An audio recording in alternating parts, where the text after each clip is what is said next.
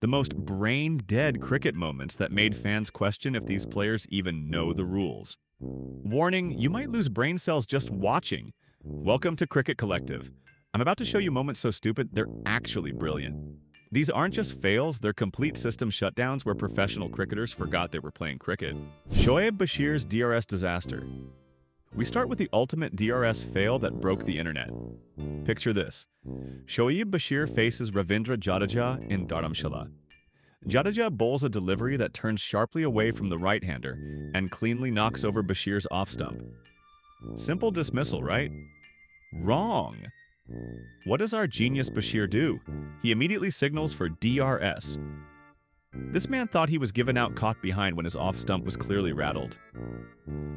I'm not kidding. Bashir genuinely believed the umpire had given him out caught, completely oblivious to the fact that his off-stump was no longer standing. The ball was close to his outside edge, but it had just clipped the off-stump and gone through to the keeper. The look on Joe Root's face says it all. Pure disbelief mixed with uncontrollable laughter.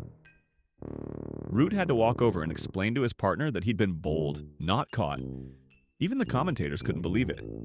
This 20-year-old looked absolutely confused when told he was bowled. But I thought I was caught behind. Mate, your stump is lying flat on the ground. How do you review a clean bowled dismissal? This isn't just a DRS fail, this is proof that pressure can make you forget basic cricket. Pakistan's double trouble run out now for the ultimate confusion fest that defies all logic. Watch this chaos unfold. The call for a run happens, both batsmen start running, and then both decide the same end as their destination. It's like they planned a meeting in the middle of the pitch. Poor Kamran Akmal is probably thinking, how did I end up in a batsman's sandwich? Meanwhile, his partner is equally confused about why there's suddenly a traffic jam at his end. The Sri Lankan fielders don't even know who to run out first. It's like a cricket version of musical chairs, except both players chose the same chair. This isn't just a run out, it's a complete breakdown of basic spatial awareness. Two professional cricketers forgot that cricket pitches have two ends for a reason. The Clousner-Donald tragedy. Now we move to the most heartbreaking brain fade in cricket history. The Clousner-Donald mix-up that cost South Africa the 1999 World Cup. South Africa needs one run from 4 balls. Lance Clousner, the destroyer, hits it straight to mid-off. Easy single, easy victory, easy World Cup final. But Alan Donald, bless his fast bowling heart, decides this is the perfect moment to cosplay as a statue. He's standing there like he's posing for a cricket museum while Clousner is charging down the pitch, screaming, "Run!" By the time Donald realizes he's supposed to move, Clousner is practically in his pocket. Two grown men, both at the same end, staring at each other like, how did we get here? The most expensive brain fart in cricket history. South Africa lost a World Cup because two professionals forgot the basic concept of running between wickets. Donald's face afterward tells the whole story, pure regret mixed with, I can't believe I just did that. Mate, neither can we. Hey, just a quick heads up. It turns out, 96.9% of you watching this video aren't subscribed. Subscribe to Cricket Collective for more such fun cricket content. Now let's get back to the next one. Inzamams' legendary laziness. Nobody, and I mean nobody, turned running between wickets into performance art like Inzamam al-Haq. This man made being run out look like a hobby. Watch the master at work. Inzamam hits the ball, starts what can generously be called a jog, realizes he's in trouble, and then gives up. Just gives up. He doesn't even dive. He's like, you know what? I've had a good innings. Time for some biryani. The commitment to laziness is inspiring. Other players panic when they're in trouble.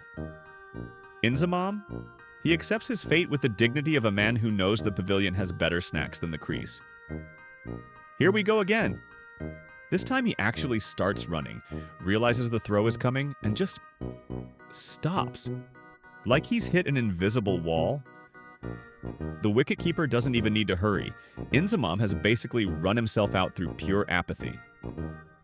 The commentators are losing their minds, the crowd is in disbelief, and Inzamam is strolling off like he's just completed a successful grocery shopping trip. This isn't poor fitness, this is a philosophical approach to cricket where running is merely a suggestion. Azhar Alai's phantom boundary. Ajar Ali presents How to Get Run Out While Celebrating a 4 You Didn't Hit. Watch this masterpiece of confusion. Ajar hits the ball, immediately throws his arms up in celebration, and starts his victory parade. There's just one tiny problem. The ball is still in play. He's celebrating a boundary that exists only in his imagination while the fielders are running him out in real life.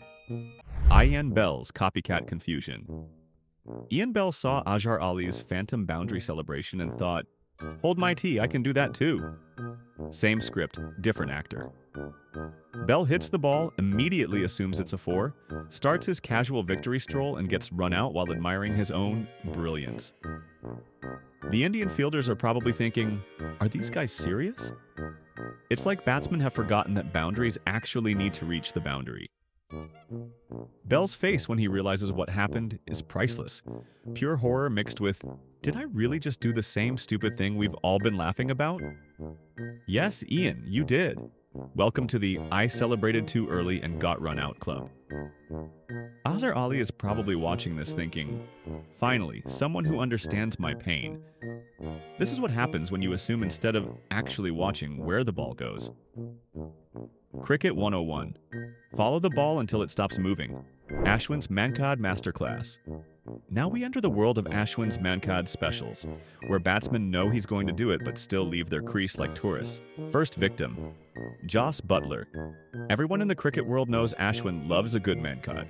It's literally his signature move. So what does Buttler do? Wanders down the pitch like he's taking a leisurely stroll in the park. Ashwin doesn't even hesitate. He's like, "Thanks for the free wicket, mate." Second victim, Thiriman. Lightning strikes twice. Another batsman who apparently missed the memo that Ashwin exists. He's backing up so far, he might as well book a hotel room at the striker's end. Ashwin's thinking, are these guys trying to get out? The answer is apparently yes. These batsmen had one job: stay in your crease until the ball is bowled. Instead, they treated it like optional homework. The best part? They both look betrayed, like Ashwin has broken some sacred cricket code. Mate, the sacred code is don't leave your crease before the ball is bowled. Afridi's bite-sized stupidity. Ladies and gentlemen, I present the dumbest ball tampering attempt in cricket history. Shahid Afridi literally eating the cricket ball. This man looked at a leather ball stitched together with industrial thread and thought, you know what this needs? My teeth. The cameras caught everything. Afridi takes a bite like he's testing an apple for ripeness. What was the plan here? Was he trying to soften it with saliva? Did he think the ball was made of chocolate? The umpires are probably thinking, in 20 years of cricket, I've never had to tell a player to stop eating the equipment. Afridi's excuse later? I was trying to smell it. Smell it? Mate, your nose is connected to your mouth, but that doesn't mean you eat everything you want to smell. This isn't ball tampering, this is full-scale ball consumption. The ICC had to add a new rule. Players are not allowed to digest the cricket ball. The beautiful irony? It didn't even work.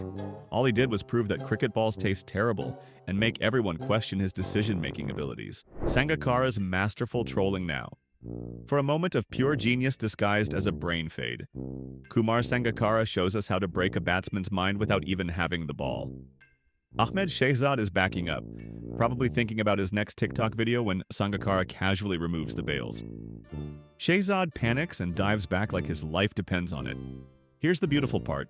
Sangakara doesn't even have the ball. He's just pretending. This is psychological warfare at its finest. Shehzad realizes he's been played and starts laughing, but the damage is done. His confidence is shattered. He's probably thinking, if I can fall for a fake Mancod, what else am I going to mess up? Sangakara just stands there with the smuggest grin in cricket history. This man has just demonstrated that sometimes the threat of genius is more effective than actual genius. This isn't a brain fade.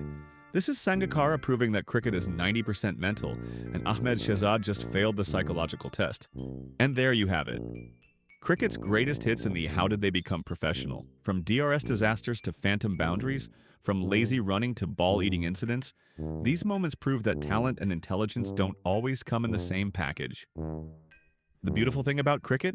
It's the only sport where you can be a genius one ball and a complete disaster the next. These players gave us entertainment that no scriptwriter could imagine. Which brain fade made you question humanity? Drop your favorite disaster in the comments below. And if you enjoyed watching professionals forget how cricket works, smash that subscribe button for more Cricket Collective chaos. Remember, in cricket as in life, sometimes the most expensive education comes from the most spectacular failures.